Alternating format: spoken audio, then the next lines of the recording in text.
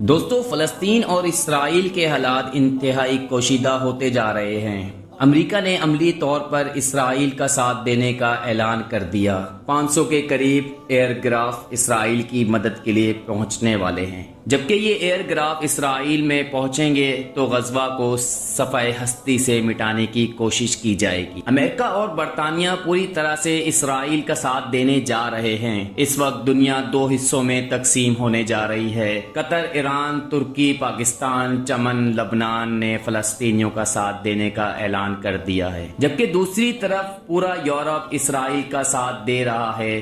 سعودی عرب، جو کہ اپنے آپ کو امت مسلمہ کا لیڈر مانتا ہے، اسرائیل کو تسلیم کرنے جا رہا ہے۔ اب سعودی عرب کو سمجھ نہیں آ رہی کہ وہ اسرائیل کا ساتھ دے یا فلسطینیوں کا۔ اسرائیل اور عرب ممالک کے درمیان راہداری کا منصوبہ ایسا معاہدہ تھا جس نے عرب ممالک کو اسرائیل کے ساتھ جوڑ دینا تھا، مگر اسرائیل کے خواب پانی میں بہہ گئے، جبکہ دوسری طرف کئی یورپی ممالک فلسطینیوں کا ساتھ دے رہے ہیں۔ اب پوری دنیا کے حالات تبدیل ہونے جا رہے ہیں۔ پوری دنیا اب دو حصوں میں تقسیم ہوتی دکھائی دے رہی ہے۔ دوستو، چائنا اور روس نے بھی فلسطینیوں کا ساتھ دینے کا اعلان کر دیا۔ یہ دونوں ممالک اس لیے فلسطینیوں کا ساتھ دے رہے ہیں کیونکہ امریکہ اسرائیل کے ساتھ ہے، جبکہ یہ دونوں امریکہ کے خلاف ہیں۔ اسرائیل وہ طوطا ہے جس کے اندر امریکہ کی جان ہے۔ امریکہ کی بادشاہت اس دن ختم ہو جائے گی جب اسرائیل کو کسی بھی قسم کا کوئی نقصان پہنچے گا۔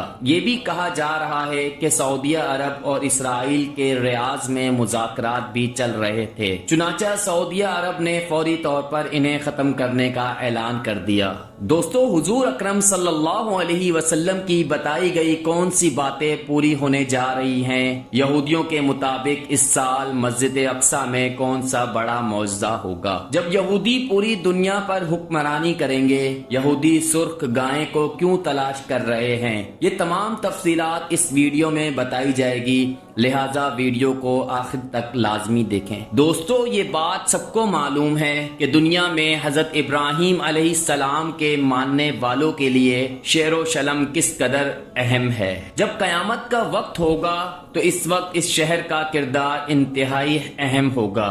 مسجد اقصی خانہ کعبہ اور مدینے کے بعد مسلمانوں کے لیے انتہائی مقدس جگہ ہے۔ کرسچن حضرت عیسیٰ علیہ السلام کی وجہ سے اس شہر سے محبت کرتے ہیں، جبکہ یہودیوں کی سب سے مقدس عبادت گاہ اسی جگہ موجود ہے، جس کی ایک دیوار آج بھی موجود ہے۔ اس دیوار کو دیوار گریہ کہا جاتا ہے۔ یہودی آج بھی اس دیوار کے ساتھ ماتھا لگا کر روتے اور آنے والے مسیحا کے لیے دعائیں کرتے ہیں کہ اللہ تبارک و تعالی جلد از جلد اس کو دنیا میں بھیج دے تاکہ پوری دنیا پر یہودیوں کی حکمرانی ہو جائے۔ جیسا کہ حضرت سلیمان علیہ السلام نے پوری دنیا پر حکمرانی کی، اسرائیل اب تیسری بار ہیکل سلیمانی کو تعمیر کرنے جا رہا ہے۔ اس سے پہلے حضرت داؤد علیہ السلام نے تعمیر کیا۔ یہ یہودیوں کی سب سے پہلی عبادت گاہ تھی۔ اس سے پہلے یہودیوں کی کوئی بھی عبادت گاہ نہ تھی۔ اس مقدس عبادت گاہ کے اندر صندوق سکینہ بھی رکھا گیا۔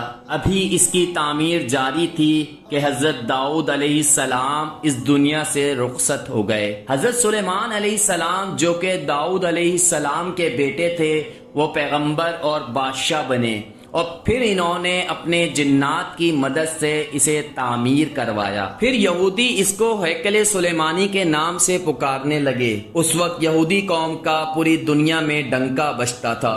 اللہ تبارک و تعالی نے اس قوم کو بے شمار انعامات سے نوازا۔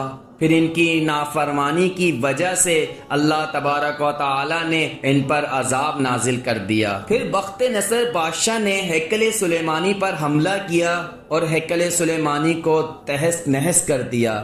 اسی دوران مقدس صندوق، جس کو تابوت سکینہ کہا جاتا ہے، وہ بھی غائب ہو گیا۔ دوستو، بخت نصر بادشاہ نے ان لوگوں کو یروشلم سے نکال دیا۔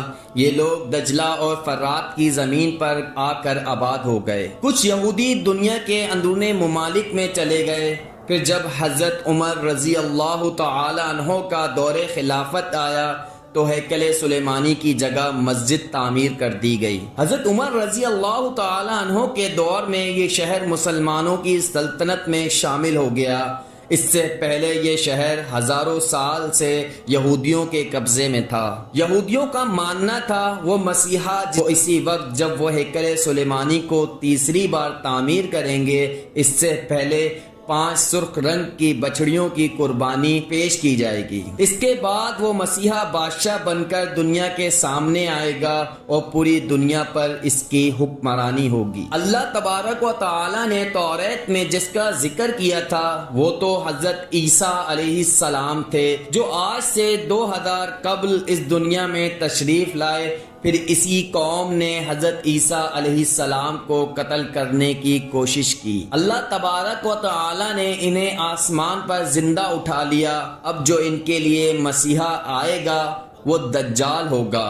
یہ لوگ اس کو اپنا نبی مانتے ہیں۔ دوستو، وہ وقت اب دور نہیں۔ اسرائیل نے 5 بچڑیوں کی قربانی اور مسجد اقصیٰ کو شہید کرنے کی تیاری مکمل کر لی ہے۔ اب دنیا میں ایک بہت بڑی جنگ کا آغاز ہونے والا ہے۔ یہودیوں نے جگہ جگہ گرگت کے درخت لگانا شروع کر دیے۔ یہ وہ واحد درخت ہے جو یہودیوں کو پناہ دے گا۔ اسرائیل نے کئی سال تک سرخ بچڑیوں کا انتظار کیا، جو کہ اس ملک کا قومی جانور بھی تھا، جس کی نشانی یہ ہوگی یہ مکمل طور پر سرخ ہوگی۔ اس کے جسم پر ایک بھی بال کسی دوسرے رنگ کا نہیں ہوگا۔ اس کی عمر 3 سال ہوگی۔ دوستو، اسرائیل میں اس رنگ کی کئی گائیں موجود ہیں، مگر جب یہ گائیں 3 سال کے قریب پہنچتی ہیں تو ان کا رنگ تبدیل ہو جاتا ہے، لہٰذا اس گائے کو قربانی کے لیے پیش نہیں کیا جا سکتا۔ پھر اسرائیل نے اس گائے کی تلاش پوری دنیا میں شروع کر دی۔ 1 سال پہلے اسرائیل کو 5 رنگ کی گائیں امریکہ میں مل گئیں۔ ان میں وہ تمام خوبیاں موجود تھیں جو کہ ان کی کتاب توریت کے اندر لکھی گئی تھی۔ یہودی حضرت موسیٰ علیہ السلام کے زمانے میں بھی اسی رنگ کی گائے کی قربانی کرتے تھے۔ جب اسرائیلی دوبارہ وجود میں آئے تو انہوں نے اسی وقت سے گائے کی تلاش شروع کر دی۔ انہوں نے بڑے بڑے فارم بنا کر ان کے اندر گائے کی نسل کو تبدیل کرنے کی کوشش کی، مگر یہودی اس میں ناکام رہے۔ آخر کار اس گائے کو امریکہ سے تلاش کر کے اسرائیل میں لایا گیا۔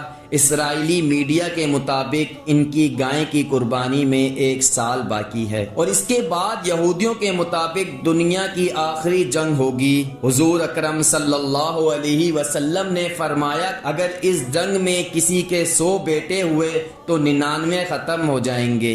یہ تمام واقعہ اس وقت پیش ہوگا جب مسجد اقصیٰ کو شہید کر کے ہیکل سلیمانی تعمیر کیا جائے گا۔ دوستو، اب ہم اس مین پوائنٹ کی جانب آتے ہیں جب حضور اکرم صلی اللہ علیہ وسلم کی بتائی گئی تمام نشانیاں پوری ہونے جا رہی ہیں۔ حضور اکرم صلی اللہ علیہ وسلم نے فرمایا تھا، جب یہودی شکی سخا کر کر بھاگیں گے تو ہر چیز بتائے گی کہ میرے پیچھے یہودی چھپا ہے سوائے کرکت درخت کے جو یہودیوں کو پناہ دے گا۔ 2024 میں بہت کچھ بدلنے والا ہے۔ کئی مسلمانوں کو آج تک یہ پتہ نہیں چلا کہ اصل مسجد اقصیٰ کون سی ہے۔